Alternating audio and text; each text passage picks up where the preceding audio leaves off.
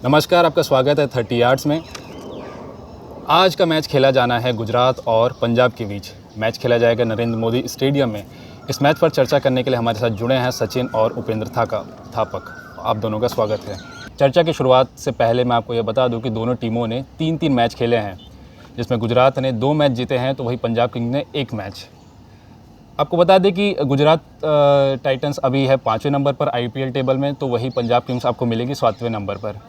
सचिन जी, सबसे पहले ये बताइए कि गुजरात ने पिछला मैच अपना SRH के खिलाफ जीता था, तो कितना ज़्यादा कॉन्फिडेंस उनका हाई होगा, क्योंकि यही वही SRH थी जिन्होंने 277 रन का टारगेट दिया था MI को, उसको हराकर इस मैच में वो फिर से आ रही है। कितना कॉन्फिडेंस हाई रहेगा टीम का? देखिए, गुजरात की बॉलिंग पूरे सीज़न अच्छी रही है। सिर्फ एक मैच चेन्नई का हटा दे तो उसके अलावा दोनों मैच अच्छे रहे हैं। मुंबई के खिलाफ कम स्कोर पर भी मैच जीता था उन्होंने।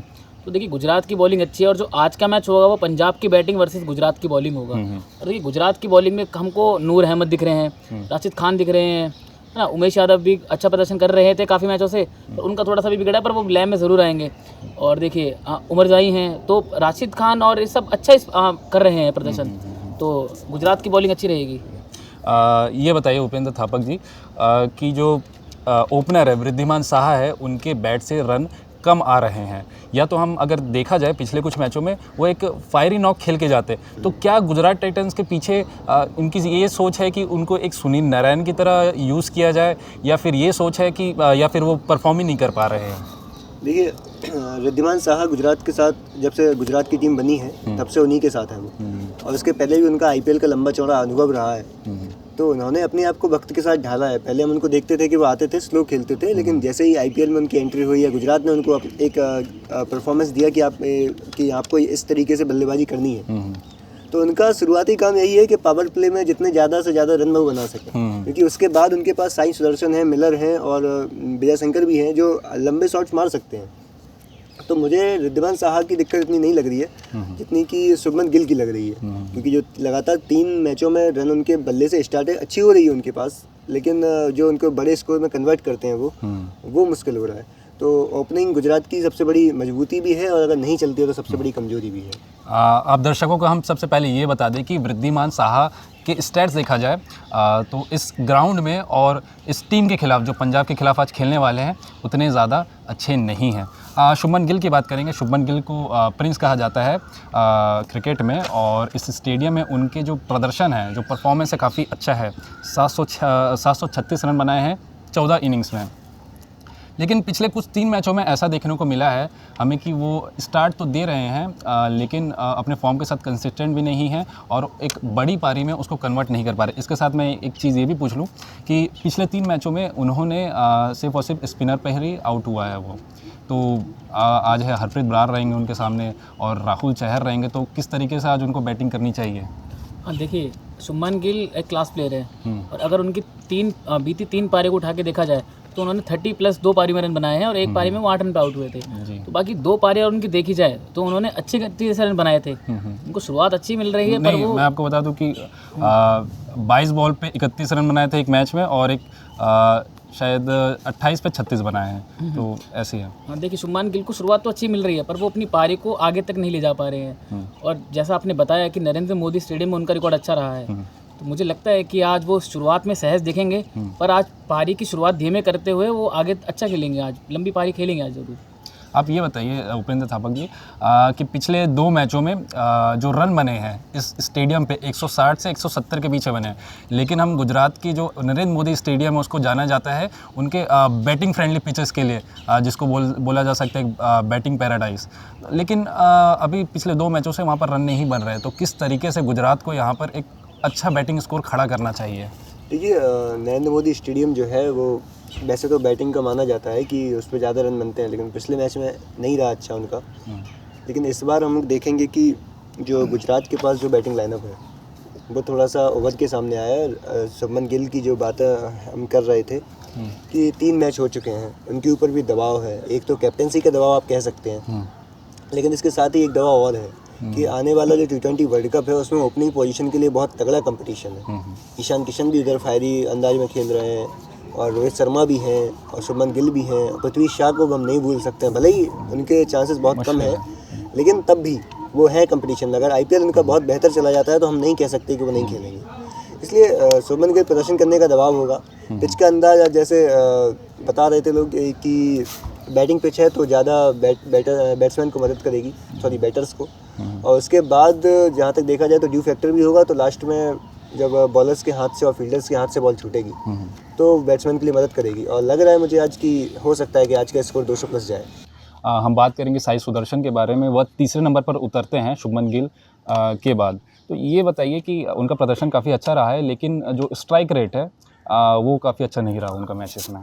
देखिए, मैं साई सुदर्शन को विराट कोहली की तरह ही एक प्लेयर मानता हूँ, क्योंकि देखिए विराट कोहली शुरुआत में समय लेकर खेलते हैं पर आगे पारी को बहुत ही धमाकेदार अंदाज से ख़त्म करते हैं। तो कहीं ना कहीं साई सुदर्शन का भी ऐसा ही रोल रहा है। अभी उन्होंने कुछ टाइम पहले इंडियन टीम के लिए पारी खेली थी, तो देखा होगा कि वो स्टार्टिंग में काफ़ी समय लिया उन्होंने, पर उसके बाद पारी को अच्छे स्ट्राइक रेट से ख़त्म करते हैं। और पिछले सीज़न भी देखा गया है कि उनकी एक पारी आई थी चेन्नई सुपर किंग के खिलाफ, तो उन्होंने उस टाइम 50 रन काफ़ी धीमी गति से बनाए, पर 50 रन के बाद उन्होंने जो पारी खेली लगभग हर बॉलर को उन्होंने आड़े हाथों लिया। तो कहीं ना कहीं साई सुदर्शन को समय लगेगा शुरुआत में, पर वो आगे के ओवर में अच्छा प्रदर्शन करेंगे। 15-16 ओवर के बाद उनका एक विकराल रूप देखने को मिलता है हम लोगों को। ये बताइए कि जो ये है मिडल ऑर्डर है गुजरात टाइटंस का, वो काफ़ी अच्छा परफॉर्म नहीं कर रहा है और गुजरात की जो टीम है वो काफ़ी शफल भी कर रही है। कभी डेविड मिलर को ऊपर लाएगी, कभी नीचे लाएगी, कभी विजय शंकर ऊपर आ रहे हैं या फिर कभी अमृतुल उमर जई वो कभी ऊपर या नीचे आ रहे हैं। तो क्लैरिटी नहीं है मिडल ऑर्डर में उनके अभी। मुझे लगता है कि टीम विजय शंकर को ज़्यादा बैक करके चल रही है, क्योंकि विजय शंकर को बैक करके चल रही है और कहीं ना कहीं टीम एक बेस्ट प्लेइंग 11 देखना चाहती है बैटिंग ऑर्डर के लिए। क्योंकि टीम के पास राहुल तेवतिया हैं और उमरजई को खिला के आप डेविड मिलर को शायद भूल रहे हैं। डेविड मिलर हैं, तो टीम के पास लंबी चौड़ी बैटिंग लिस्ट है। तो 8वें नंबर तक उनकी बैटिंग जाती है। 8वें नंबर तक बल्लेबाजी है टीम के पास। तो कहीं ना कहीं टीम अपने लिए बैटिंग ऑर्डर का एक देख रही है कि क्या बढ़िया सेटअप हो सकता है प्लेइंग 11 में। अब ये बताइए कि डेविड मिलर को किस नंबर पर उतारा जाना चाहिए? क्या विजय शंकर को ऊपर लाना चाहिए, उनके बाद फिर डेविड मिलर को लाना चाहिए? अब आपको मैं इसलिए पूछ रहा हूँ क्योंकि पिछले मैच में डेविड मिलर ने काफ़ी अच्छा प्रदर्शन किया है। तो क्या ये जो शफलिंग है उसको बंद करके एक स्टिल बैटिंग ऑर्डर इनको इस्तेमाल करना चाहिए? देखिए, हार्दिक पांड्या के जाने से जो गुजरात का वो है बैटिंग ऑर्डर, उसमें थोड़ा सा परिवर्तन आया है। क्योंकि हार्दिक पांड्या आते थे 5वें-6वें नंबर पर, तो वो एक स्टेबिलिटी मिल जाती थी। लेकिन अब ये है कि फर्स्ट डाउन पर साई सुदर्शन आते हैं, उसके बाद डेविड मिलर आते हैं, फिर विजय शंकर आते हैं, फिर आपके पास राशिद खान जैसे बल्लेबाज भी है जो नीचे से अच्छे से बल्लेबाजी कर सकते हैं। तो मुझे ये लगता है कि विजय शंकर का जो प्रदर्शन रहा था पिछले साल वो इतना बेहतर नहीं रहा था। और टीम, हाँ सचिन ने सही बोला कि उन्हें बैक करके चल रही है, लेकिन कहीं ना कहीं वो उनमें एक नया ऑलराउंडर ढूंढ रही है कि उनके पास ऑलराउंडर जो बैटिंग और बॉलिंग ऑलराउंडर है, सॉरी, उनकी कमी है, इसलिए टीम उनको बैक करके चल रही है। लेकिन मुझे ये लगता है कि डेविड मिलर नंबर 4 पर बिल्कुल सही है, क्योंकि वो आते हैं 4 नंबर तक शुभमन गिल पारी संभाल चुके होते हैं और उसके साथ साथ रिद्धिमान साहा तेज गति से रन बना चुके होते हैं। साई सुदर्शन जो आपने बोला कि हर तरीके से बल्लेबाजी करने में सक्षम है, वो जब वो चाहें तो स्लो भी खेल सकते हैं और चाहें तो उसमें फर्स्ट गियर में डाल के भगा भी सकते हैं उसको। तो ये है। और David Miller 4th number perfect है, क्योंकि उनको जैसे पिछली बार हमने एक मैच देखा था, याद आता है मुझे, इसमें डेविड मिलर ने सिंगल हैंडेडली जिताया था वो मैच। तो ऐसे डेविड मिलर, खैर मिलर का प्रदर्शन भी आईपीएल में वही रहा है कि ईद की चांदनी होता है, कभी चलता है कभी नहीं चलता है, कभी हाँ चलते हैं कभी नहीं होता है। बिग शो मिलर कहा जाता है, बिग शो और मैक्सवेल को बोला जाता है, लेकिन डेविड मिलर भी उसी हिसाब के बल्लेबाज हैं। उनको नंबर 4 पर बैटिंग सही कर रहे हैं वो। देखिए, जीटी को देखकर ऐसा लगता है कि विजय शंकर को केवल बल्लेबाजी के लिए खिला रहे हैं, मुझे ऐसा लगता है, क्योंकि पिछले समय से देखा गया है कि विजय शंकर बॉलिंग करते नजर नहीं कर रहे हैं जी। और मुझे ऐसा लगता है कि अभिनव मनोहर संदरकानी वो ज़्यादा अच्छा विजय शंकर के लिए, मुझे लगता है कि अगर उनके बदले उनको खिलाया जाए तो वो ज़्यादा अच्छा इम्पैक्ट छोड़ेंगे जीटी के लिए, क्योंकि पिछले सीजन में देखा गया है कि वो मैच को फिनिश करते नजर भी आए हैं। और अगर विजय शंकर को आपको बॉलिंग ही नहीं करानी है तो अभिनव मुझे लगता है कि ज़्यादा अच्छा ऑप्शन रहेंगे। ये बताइए कि सचिन जी, अगर बॉलर के बारे में बात हो रही है तो उमेश यादव को हमें भूलना नहीं चाहिए। जब वो केकेआर में थे तब उनको पहला ओवर दिया जाता था और वो जिस तरीके से विकेट निकालते थे, 1 या 2 विकेट अपने पावर प्ले के ओवर्स में वो निकाल देते थे। लेकिन इस साल वैसा नहीं हो पा रहा है। वो जिस तरीके से वो बॉलिंग कर रहे हैं, काफ़ी ज़्यादा वो एक्सपेंसिव साबित हो रहे हैं। देखिए, मुझे लगता है कि उमेश यादव को एक ही सतह पर बॉलिंग करानी चाहिए, मतलब उनको स्टार्टिंग के ओवर्स दिए जाने चाहिए।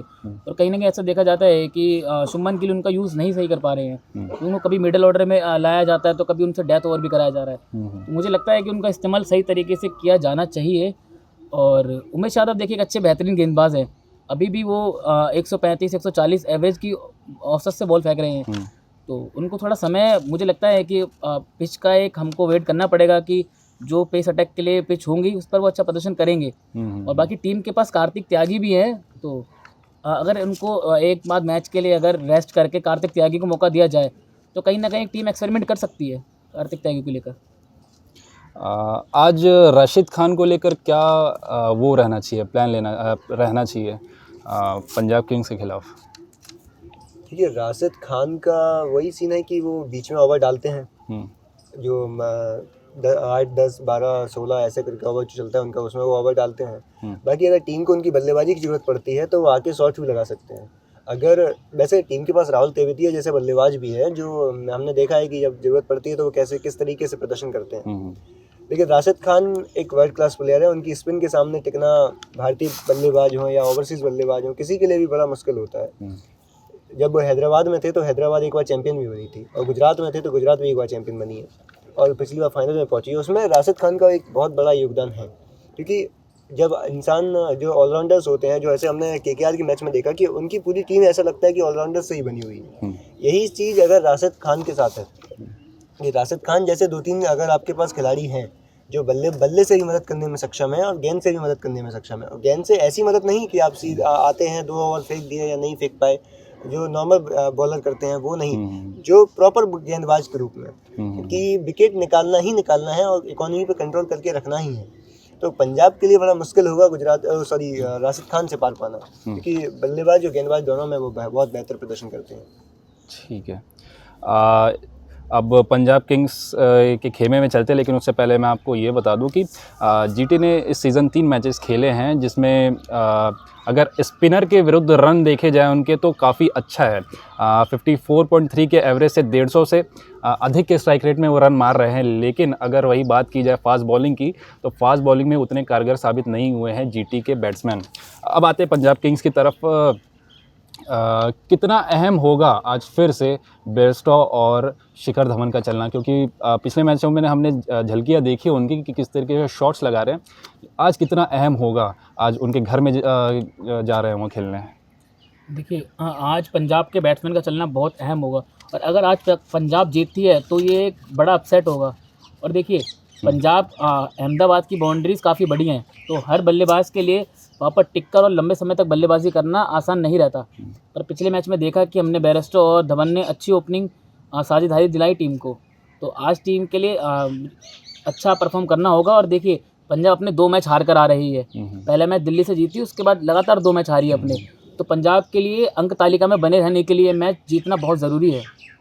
अच्छा, पंजाब के मिडिल ऑर्डर के बारे में क्या बोलेंगे? आज लिविंगस्टन जो है, पिछले मैच में जब आपके लखनऊ के साथ मैच हुआ, तो जब वो लास्ट ओवर में इनको खेल रहे थे, अफगानिस्तान एक प्लेयर है, नहीं उनका नाम वो जिनकी विराट कोहली के साथ लड़ाई हुई थी, हाँ, नवीन उलग बॉल कर रहे थे, तब उनको कुछ दिक्कतें दिखी थी। जब वो छक्के चौके मारे तब दिक्कतें दिखी थी, और आज ये भी कहा जा रहा है कि शायद वो मैच में नहीं रहेंगे, और उनका मिडिल ऑर्डर परफॉर्म भी नहीं कर पा रहा है। तो इस पर क्या सोच है आपकी? देखिए, लिविंगस्टन मिडिल ऑर्डर, जो पंजाब मिडिल ऑर्डर है उसकी जान है, क्योंकि वो आते हैं और शॉट्स लगाने की काबिलियत है उन्होंने। लेकिन पिछले मैचों में हम देखें सैम करन का प्रदर्शन भी उतना अच्छा नहीं रहा। मध्यक्रम से जो उम्मीद है पंजाब को, वो प्रदर्शन नहीं कर पाते, क्योंकि सैम करन के ऊपर पंजाब ने बहुत पैसा खर्च किया, और हम इस सीज़न में लगातार देख रहे हैं कि जिन खिलाड़ियों के ऊपर बहुत ज़्यादा पैसा खर्च हुआ है वो उतना अच्छा प्रदर्शन नहीं कर पा रहे हैं। वैसे जो 20, 22, 25 लाख में जो खिलाड़ी बिके हैं वो ज़्यादा अच्छा प्रदर्शन कर रहे हैं। और जहाँ तक मध्यक्रम की बात है, तो शुरुआत हमें ऊपरी क्रम से करनी चाहिए। शिखर धवन प्रदर्शन कर रहे हैं, लेकिन वो प्रदर्शन शायद T20 के लिए नहीं है, वो वनडे का प्रदर्शन है कि आप 50 बॉलों में 70 रन मारते हैं। क्योंकि T20 ऐसा खेल हो गया है आजकल कि यहाँ पे 277 रन हमने बनते हुए देखे हैं। IPL जैसे टूर्नामेंट में 277 रन बनते हैं, और दूसरी सामने वाली टीम उसको 246 रन बनाकर चेस करने की कोशिश करती है, तो आप वहाँ पे 50 बॉलों में 70 रन बना के ये नहीं कह सकते कि मैंने अपना बेहतर दिया है। तो ऐसा लगता है कि उनके ऊपर जो मध्यक्रम के ऊपर जो दबाव आ जाता है, जो बिखर जाता है मध्यक्रम, वो इसी वजह से बिखर जाता है। लेकिन आप एक चीज़ और नहीं भूल सकते, क्योंकि जो लगातार चीज़ें होती हैं कि जितेश शर्मा जो अच्छे बल्लेबाज हैं, लेकिन उनका प्रदर्शन 3 मैचों में उस हिसाब का नहीं रहा है जिस हिसाब से उन्होंने पिछले सीजन में बल्लेबाजी की थी पंजाब के लिए। और साथ साथ सैम करन की हम बात कर चुके हैं, लिविंगस्टन नहीं है, तो मुझे ऐसा लगता है कि लिविंगस्टन की जगह सिकंदर रजा को मौका मिलेगा। यही सवाल मैं आपसे भी पूछना चाहूँगा सचिन, ये बताइए कि जो पंजाब का मिडल ऑर्डर है उतना अच्छा परफॉर्म नहीं कर पा रहा है जितना मिडल ऑर्डर से रन आने चाहिए। प्रभसिमरन सिंह है वो स्टार्ट दे रहे हैं खुद के इनिंग्स को, लेकिन एक बड़े पारी में कन्वर्ट नहीं कर पा रहे हैं। तो अगर लेकिन हम शिखर धवन की बात की जाए तो शिखर धवन को ऐसे देखने मिलता है कि शुरुआत में अच्छा खेलते हैं, बड़े एग्रेसिव नेचर से खेलते हैं, लेकिन वो अंत तक अपने पारी के आते आते धीरे हो जाते हैं। तो क्या वे अपने ऊपर शिखर धवन अपने ऊपर ज़्यादा प्रेशर ले रहे हैं कि अगर मैं आउट हो जाऊँ तो ये टीम के जो रन्स है वो कौन बनाएगा आगे? हाँ देखिए सजल जी, आपकी बात से मैं बिल्कुल सहमत हूँ, क्योंकि पिछले मैच में देखा गया केवल बेयरस्टो ने रन बनाए, इसलिए शिखर धवन थोड़ा खुलकर खेलते नजर आए। वरना पिछले 2 मैच देखे तो बेयरस्टो जल्दी आउट हो रहे थे और शिखर धवन कहीं ना कहीं धीमे खेलते नजर आए। मुझे ऐसा लगता है कि शिखर धवन अपने ऊपर दबाव ही ले रहे हैं कि अगर मैं आउट हो जाऊंगा तो आगे रन नहीं बनेंगे। बट अगर देखिए जॉनी बेयरस्टो अच्छा प्रदर्शन करते आएंगे तो शिखर धवन यकीनन खेलते नजर आएंगे। और जैसे उपेन ने कहा कि ये वनडे की पारी है, तो मैं इनसे सहमत नहीं हूँ, क्योंकि देखिए शिखर धवन को हम देखते आए हैं कि कई बार उन्होंने तेज़ तर्रार पारी भी खेली है और T20 में भारत के लिए पारी खेलते नजर आए हैं। और देखिए IPL में भी वो तेज़ खेलते नजर आए हैं। दिल्ली कैपिटल्स के लिए पिछले सीजन खेला उन्होंने, तेज़ खेलते थे। पर मुझे लगता है कि टीम का एक ऐसा डेकोरम अभी धवन के लिए नहीं बन पा रहा है कि वो तेज़ गति से रन बनाए, क्योंकि बेयरस्टो अभी अपना अच्छे से नहीं खेल पा रहे हैं और टीम का मिडल ऑर्डर भी नहीं चल पा रहा है। बट अगर शिखर धवन को मंच मिलेगा, बेयरस्टो साथ में प्रदर्शन करेंगे, तो धवन जरूर तेजी गति से रन बनाएंगे। मैं आपसे छोटा कमेंट ये चाहूँगा कि क्या अगर आज लिविंगस्टन नहीं खेलते तो उनकी जगह क्या रेली रूसो को मौका देना चाहिए, क्योंकि वो भी उस कद के ही बल्लेबाज है? देखिए मुझे नहीं लगता कि दिल्ली रूसो को मौका मिलना चाहिए, क्योंकि सिकंदर रजा उनसे अच्छा खिलाड़ी बाहर बैठा हुआ है। और देखिए सिकंदर रजा आते हैं तो अपने साथ गेंदबाजी का मिक्सर लेके भी आते हैं। मुझे लगता है कि दोनों में पावर की बहुत ज़्यादा डिफरेंस है, मतलब कि दोनों जो खेल का दोनों में अंतर है बहुत ज़्यादा। रेली रूसो बहुत ज़्यादा पावर हिटिंग कर सकते हैं, सिकंदर रजा भी कर सकते हैं। मैं सिकंदर रजा और राशिद खान को एक डब्बे में डाल सकता हूं, लेकिन रेली रूसो और सिकंदर रजा वो थोड़े अलग है। देखिए पर अगर रेली रूसो का अगर प्रदर्शन देखा जाए पिछले मैचों में, तो मुझे नहीं लगता कि उनका प्रदर्शन खास रहा है। बाकी सिकंदर रजा की बात करें तो अभी हाल ही में वो फिनिश करते नजर आए टीम के लिए, और आपको एक मैच याद होगा कि एक गेंद पर 5 रन चाहिए थे तो आखिरी गेंद पर छक्का मारते नजर आए। मुझे लगता है कि वो अच्छा गेम फिनिश करेंगे। पंजाब किंग्स की तरफ से जो राहुल चहर है, जो पिछले जो 3 मैच हुआ उसमें काफ़ी ज़्यादा एक्सपेंसिव नज़र आए। तो वहीं अगर हरप्रीत बरार की बात की जाए तो वो इतने ज़्यादा इकोनॉमिकल है जो T20 में मतलब कि बहुत ज़्यादा अच्छा माना जाता है। इस पर क्या कहना है राहुल चहर के ऊपर? देखिए राहुल चहर का जो इकोनॉमी है वो बहुत ज़्यादा रहा है। मतलब उनका जो उनके भाई हैं दीपक चहर और राहुल चहर दोनों भाई बहन हैं, भाई हैं, लेकिन उनके अनुसार जैसा दीपक चहर का प्रदर्शन हो रहा है उसका वही अनुसार राहुल चहर का भी प्रदर्शन हो रहा है। मतलब दीपक का जो इकोनॉमी जा रहा है वो भी बहुत बढ़ के जा रहा है और राहुल का इकोनॉमी जा रहा है वो भी बहुत बढ़ के जा रहा है। तो इसमें इन दोनों भाइयों के साथ पता नहीं ऐसा क्या हो रहा है, लेकिन तब भी ऐसा प्रदर्शन के अनुरूप नहीं रहा है। बाकी सबसे बड़ी दिक्कत ये रही है कि जहाँ भी अभी खेली है तो स्पिनर के लिए जो मदद होनी चाहिए राहुल के लिए वो नहीं मिल रही है। और टीम ऐसी टीमों के साथ खेल रही है जहाँ पे बैट्समैन लगातार स्पिनर के सामने रन बना रहे हैं। तो राहुल के साथ दिक्कत है, लेकिन मैं चाहूँगा कि और शायद हो कि आज उनका प्रदर्शन अच्छा रहे और वो टीम में उनकी जगह बने। लेकिन अगर 3 मैचों में आपका प्रदर्शन नहीं रहता है तो ये टीम ज़्यादा बैक नहीं करेगी आपको, क्योंकि ये फ्रेंचाइजी क्रिकेट है और यहाँ पे कई गेंदबाज ऐसे हैं जो पीछे बैठे हुए हैं आपके इसी पद के इंतजार में। रबाडा जो है अपने परफॉर्मेंस के साथ लेकर कंसिस्टेंट नहीं है। कभी वो ज़्यादा रन दे रहे हैं और कभी कभी अच्छी बॉलिंग डालते हैं वो। आपको बता दूं कि अगर गुजरात के विरुद्ध उनके स्टैट्स देखे जाए तो उन्होंने जो सलामी बल्लेबाज है गुजरात के, जिसमें आपके गिल आते हैं, गिल को उन्होंने 2 बार आउट किया हुआ है। तो वही अगर साहे की बात की जाए तो उन्होंने 3 बार उनको आउट किया है। और अगर रनों की बात की जाए तो वो रन बॉल ही रन दिया, ज़्यादा रन नहीं दिया। तो ये आज कितने ज़्यादा अहम रहेंगे कागिसो रबाडा इस स्टेडियम में इस सलामी बल्लेबाज के खिलाफ? देखिए आज कागिसो रबाडा का रोल होने वाला है अहम, क्योंकि देखिए जीटी के अगर बल्लेबाज फॉर्म में चले, क्योंकि जीटी के बल्लेबाजों का देखिए गुजरात में रिकॉर्ड बहुत अच्छा है और अगर मुझे लगता है कि अगर शुभमान गिल और रिद्धिमान शाह अच्छी शुरुआत दिलाते हैं तो टीम ज़रूर 220-230 के आसपास पहुंचेगी। और कगिसो रबाडा का ही आज रोल रहेगा कि शुरुआत में वो ब्रेक थ्रू दिलाएं और शुरुआत में ओपनर्स को आउट करें। बाकी देखिए, बात करें अगर कंसिस्टेंसी की, तो मुझे लगता है कि कगिसो रबाडा एक अच्छे गेंदबाज हैं और देखिए अच्छी गति से यॉर्कर फेंकते हैं। तो थोड़ा सा समय, मुझे लगता है कि अगर उनको समय की डिमांड है तो हम लोगों को जीटी पंजाब को उनको समय देना चाहिए, क्योंकि अच्छे गेंदबाज हैं और देखिए समय के साथ अच्छा करेंगे प्रदर्शन। ये बताइए कि हर्षल पटेल एक टाइम में आरसीबी में रहे, अब आ चुके हैं गुजरात इसमें, अब पंजाब किंग्स में आ गए। टीम तो बदली लेकिन किस्मत नहीं बदली, आज भी वो वैसे की वैसे ही बॉलिंग डाल रहे हैं, बहुत ज़्यादा एक्सपेंसिव वो साबित हो रहे हैं। देखिए, हर्षल पटेल को जब आरसीबी में थे तो उन्होंने एक बार इंटरव्यू में अपने कहा था कि आरसीबी मैनेजमेंट ने मुझसे कहा है कि मुझे क्या करना है और मैं वही करने की कोशिश करता हूँ। और एक बार आपको मैच याद होगा कि उन्होंने एक मैच में 5 विकेट लिए थे। उस मैच के बाद वो प्रदर्शन उन्होंने नहीं दोहरा पाया। आरसीबी ने उन्हें ट्रेड कर दिया, वो पंजाब में आ गए, लेकिन वो प्रदर्शन वापस से नहीं आया। उनकी इकॉनमी इतनी ज़्यादा रह रही है कि किसी भी टीम को सस्टेन कर पाना बहुत मुश्किल है। और पंजाब के साथ दिक्कत यह है कि उनके जो मेन गेंदबाज हैं, जैसे राहुल चहर हुए, स्पिन डिपार्टमेंट में वही हैंडल करते हैं, उनका भी इकॉनमी बहुत ज़्यादा जा रहा है और उसके साथ ही हर्षल पटेल का भी इकॉनमी बहुत ज़्यादा है। जब 2 गेंदबाज आपके जो मैन हैं वो इतने ज़्यादा इकॉनमी के साथ रन देते हैं तो सामने वाली टीम को ये प्लस पॉइंट मिल जाता है। तो हर्षल पटेल के साथ समस्या है कि वो अभी प्रदर्शन नहीं दोहरा पा रहे हैं, जो उनका बेहतर प्रदर्शन है वो। लेकिन हर्षल पटेल कहीं ना कहीं उन गेंदबाजों के लिए एक जो पीछे बैठे हैं उनके लिए एक पद की उम्मीद दे रहे हैं कि आप आइए। लेकिन हर्षल पटेल अगर इसी तरीके से प्रदर्शन करते रहे तो T20 तो छोड़िए, इस टीम में भी उनकी जगह मिल पाना बहुत मुश्किल हो जाएगा। इसी हर्षल पटेल पर ही मेरा सवाल है कि क्या आज हर्षल पटेल की जगह नेथन एलिस खेल सकते हैं, या फिर जो टीम मैनेजमेंट है हर्षल पटेल की जो बॉलिंग वेरिएशन में उसको बैक करेगी आज?